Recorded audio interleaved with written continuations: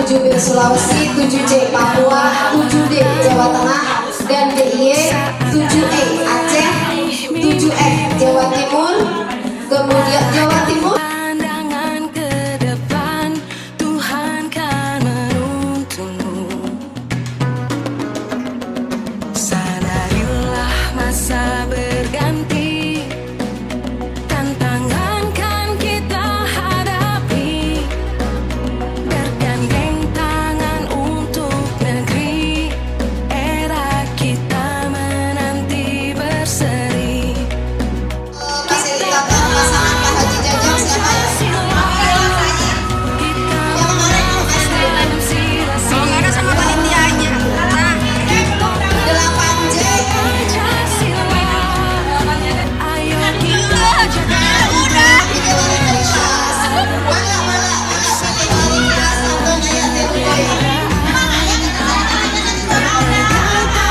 Dan berlari, singkirkan egomu, oh kawan, demi negeri ini. Jadilah generasi emas, cerdas berkarakter itu kita. Berjuang dan harus berani, kita terus torehkan prestasi.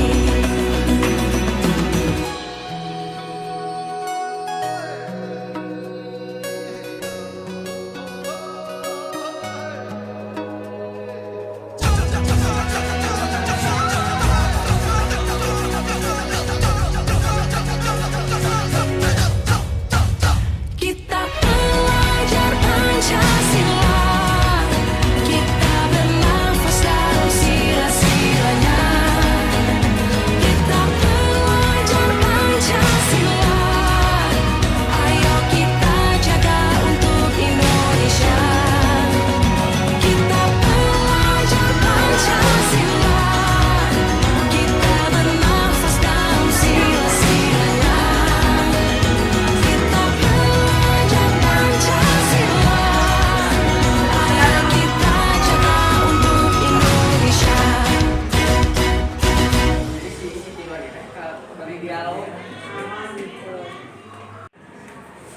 Siapa mereka? Merasa kebingungan, pemuda itu bertanya kepada Darmi. Hei, dengar ya. Ibu lebih cantik daripada wanita itu. Pasti bersama. Namun, sama aja kamu. Karena itu dirinya sudah sangat tinggi. Tetapi, tidak ada satupun dari mereka yang sudah memiliki calon. Ayo memilih apa yang kau suka. Untuk mencarikan calon Merdeka belajar wujud yang nyata. Raih mimpimu juga cita-cita. Generasi emas Indonesia. Profil belajar Pancasila, tanamkan di dalam dada. Profil belajar Pancasila, cerdas berkarakter itu kita.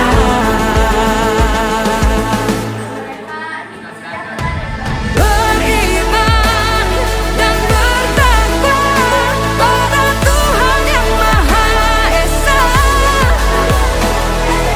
Berakhlak mulia, berkebinekaan global kita.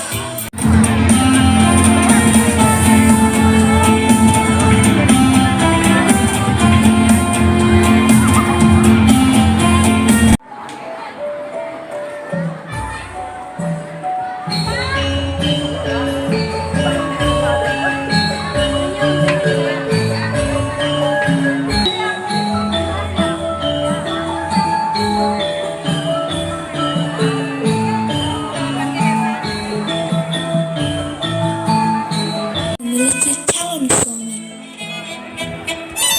Pada akhirnya, sang raja turun tangan untuk mencarikan calon suami bagi ketujuh putrinya. Sang raja menggelar sayembara untuk mencari pemuda impian bagi ketujuh putrinya.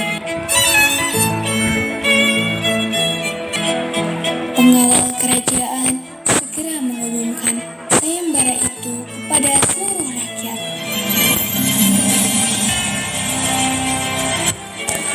Pengumuman, dengar hai dengar, sang raja mengadakan sayembara untuk seluruh rakyatnya. Barang siapa yang bisa membangun istana kerajaan dan jembatan di seberang sungai untuk para putri raja, maka dia akan dijadikan suami untuk putri-putri raja. Bahkan siapapun boleh mengikuti sayembara tersebut. Tak lama setelah sayembara itu diumumkan, datanglah 6 pemuda yang gagah dan tampan. Mereka hendak mengikuti sayembara tersebut.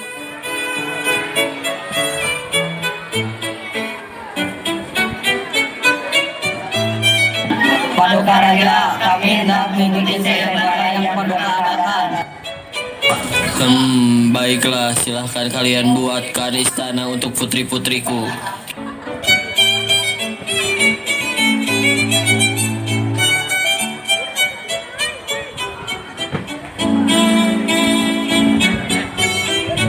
Dalam waktu singkat, keenam pemuda itu berhasil membangun 6 buah istana.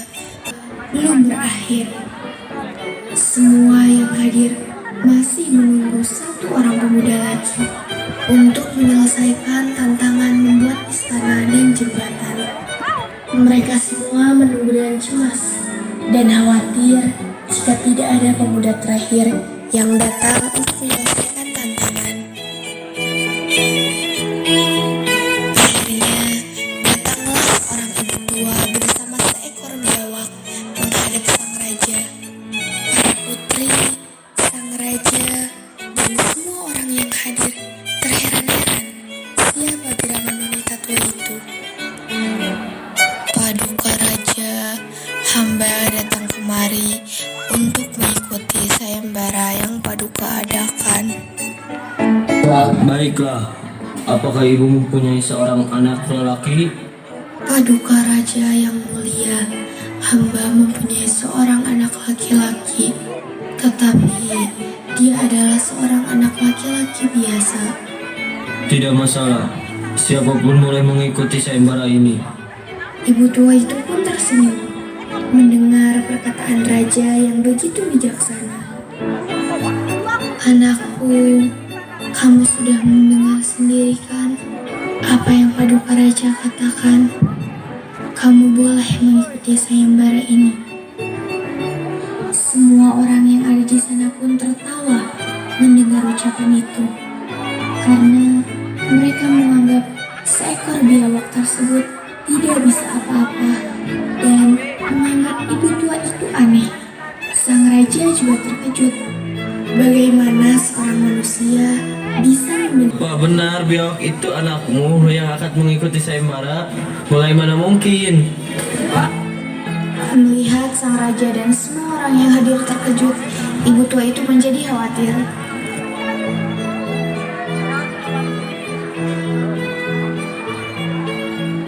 Bahkan siapapun boleh mengikuti sayembara ini. Apakah Paduka ingin menarik ucapan Paduka sendiri? Sang raja tampak bingung. Dia terdiam sejenak mendengar ucapan ibu tua itu, lalu berkata, Benar, pantang bagiku untuk menarik ucapanku. Kau boleh mengikuti sayembara ini, biawak. biawak pun langsung bekerja membangun istana.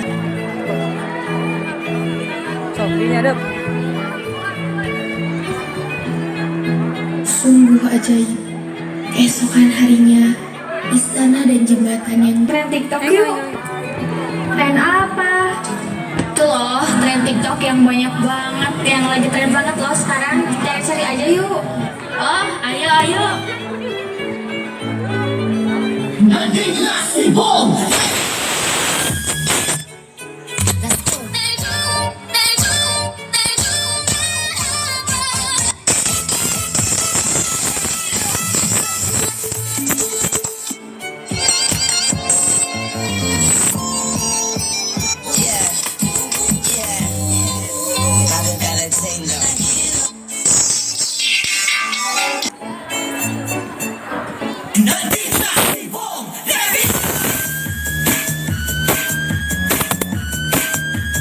Bong Revilla po, number 16 sa balota.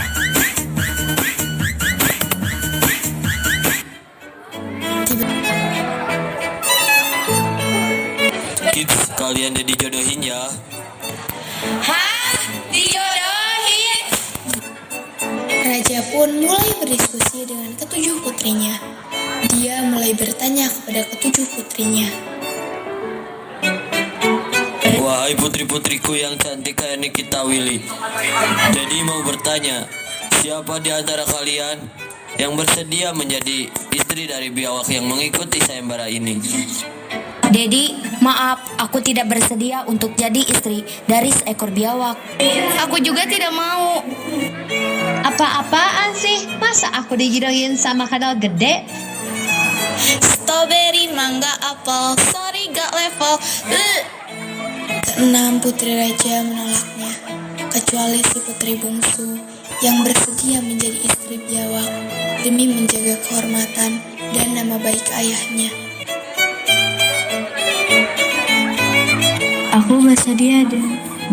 Aku bersedia menjadi istri biawak yang mengikuti sayembara itu demi menjaga kehormatan Dedi.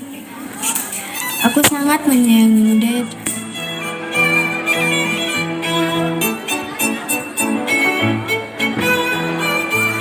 Akhirnya, kerajaan menggelar pesta pernikahan untuk ketujuh putri.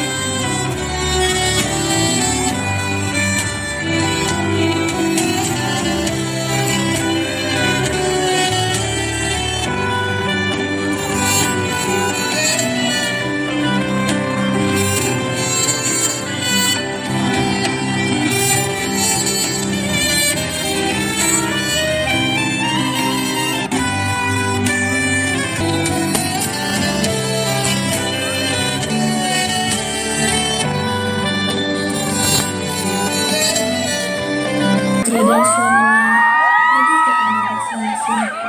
Begitu pula si bungsu. Dia segera masuk ke kamarnya dan meletakkan biawak suaminya di sudut kamar.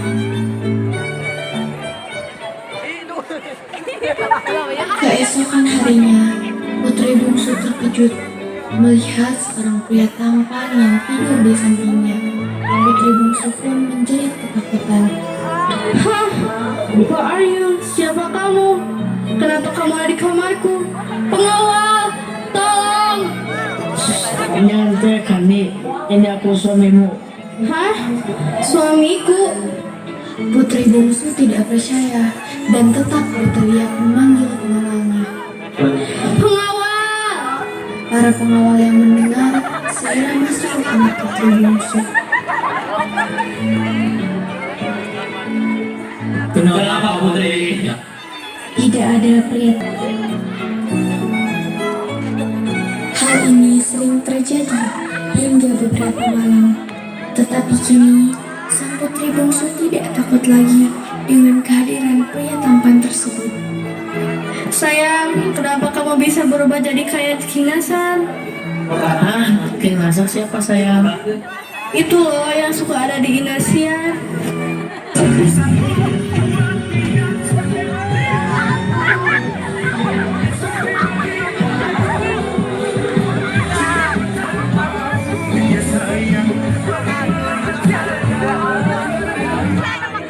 Lalu pria itu mulai bercerita.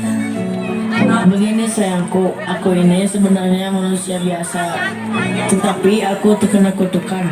Pada siang hari aku akan berubah menjadi biawak, sedangkan malam hari tiba aku kembali menjadi manusia biasa.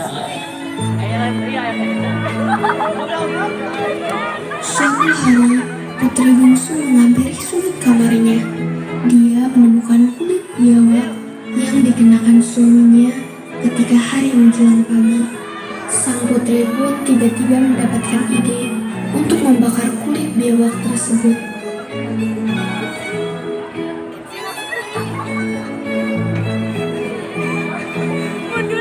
Sungguh ajaib, suami putri bungsu tidak menjadi biawak lagi. Putri bungsu dan suaminya merasa karena kutukan itu akhirnya hilang. Mereka berdua pun hidup bahagia selamanya.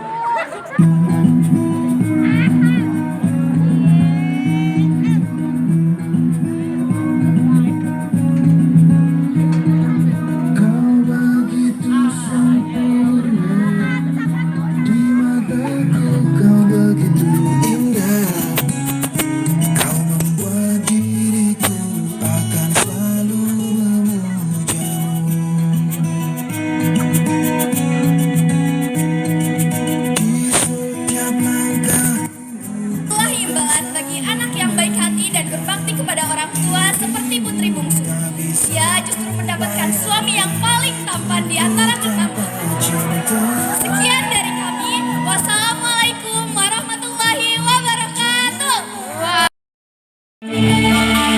Di sebuah bukit yang jauh dari kota di daerah Kalimantan, hiduplah seorang janda miskin dengan seorang anak gadisnya. Anak gadis itu bernama Darmi. Rupanya sangat cantik jelita.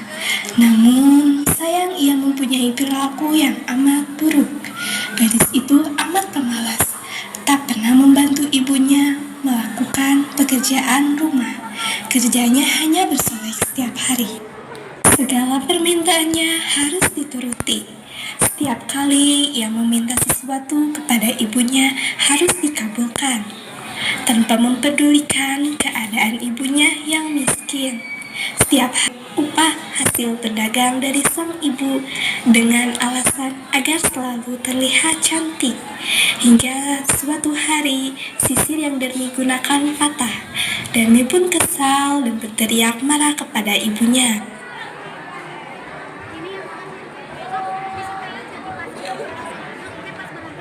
OMG, Ibu! Kenapa, Nak? Ibu, sisir yang biasa aku gunakan patah. Tolong beliin aku yang baru dong. Sama perhiasannya juga deh sekalian. Maaf, Nak, Ibu hanya mampu membelikan sisir saja, tidak dengan perhiasan baru. Apa katamu? Dasar miskin. Mendengar jawaban dari sang ibu, Darmi membentak ibunya dan menghamburkan semua dagangan yang ibunya miliki. Malamnya, sang ibu sedih meratapi perihal anaknya. Akan tetapi, demi kebahagiaan Darmi, dia rela mengambil semua tabungan yang selama ini dikumpulkan sedikit. Bukan harinya, sang ibu mengajak Darmi pergi ke pasar untuk menjual sayur serta membelikan barang yang diinginkan Darmi. Darmi pun senang karena keinginannya dituruti dan memeluk sang ibu.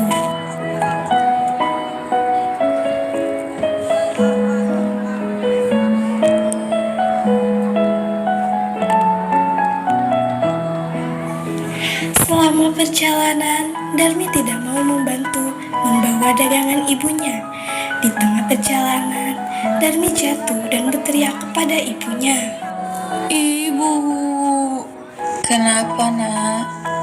Sudahlah, aku capek. Aku ingin naik gerobak yang ibu bawa saja. Di tempat itu masih ada yang kosong kan? Sang ibu pun mengizinkannya dan melanjutkan perjalanan. Usai menuruni bukit dan hampir tiba di pasar, Darmi turun dari gerobak dan berpesan kepada sang ibu.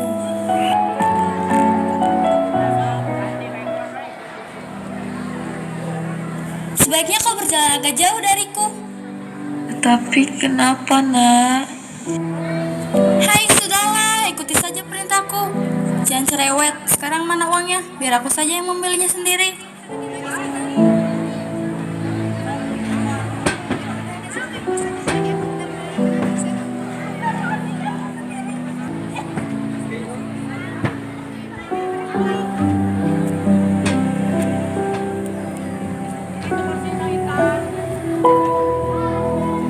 Saat di pasar, ibu bertanya kepada Darmi karena ia memilih perhiasan sangat lama. Ingin kau beli?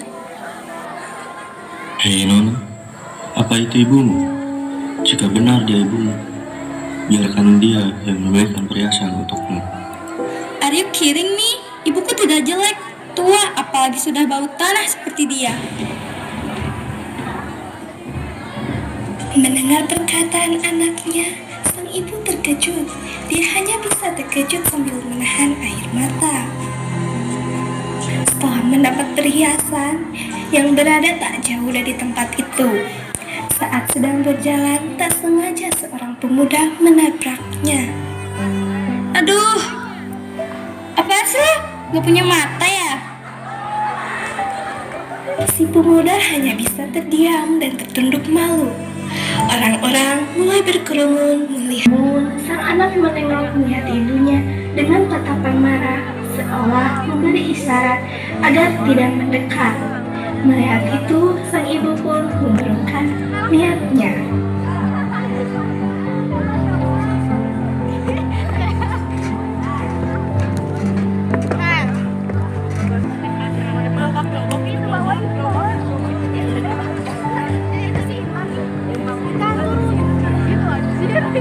Usai membeli sisir, mereka pun pulang berdekatan dengan sang ibu. Dalam perjalanan pulang, mereka bertemu dengan beberapa pemuda. Hei manis, kau nampak sangat cantik. Berbeda dengan gadis-gadis di sekitar sini. Kalau boleh tahu di mana tempat tinggalmu? Tentu saja aku cantik. Aku selalu merawat tubuhku. Melihat anaknya dikelilingi oleh beberapa pemuda, sang Apa kata ibumu? Hei, dengar ya, ibuku lebih cantik daripada wanita tua itu. Dia bukan siapa-siapaku, dia hanya pembantuku.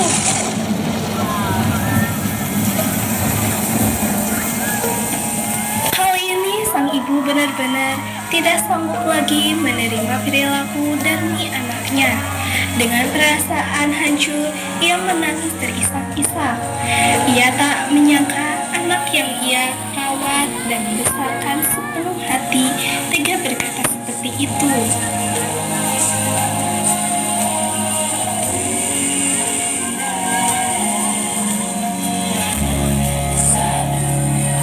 Kemudian sang ibu bersumpah berdoa memohon kepada Tuhan.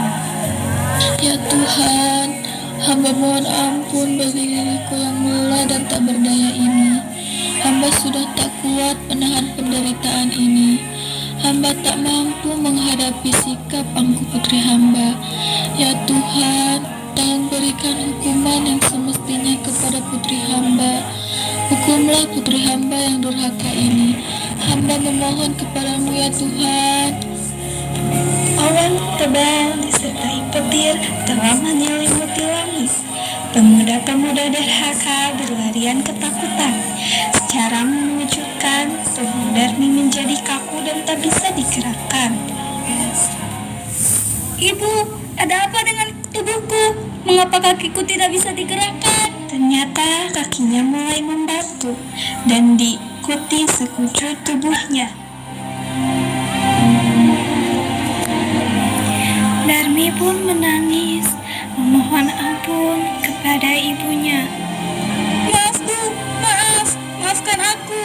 Aku berjanji tidak akan mengulanginya lagi. Aku mengaku salah karena tidak menganggapmu sebagai ibuku. Maaf, Bu, maaf.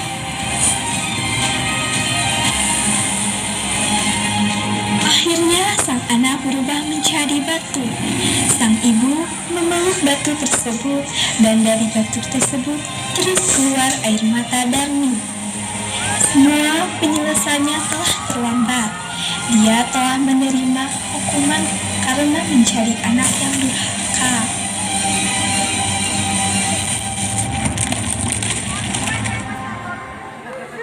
Ayo, pari.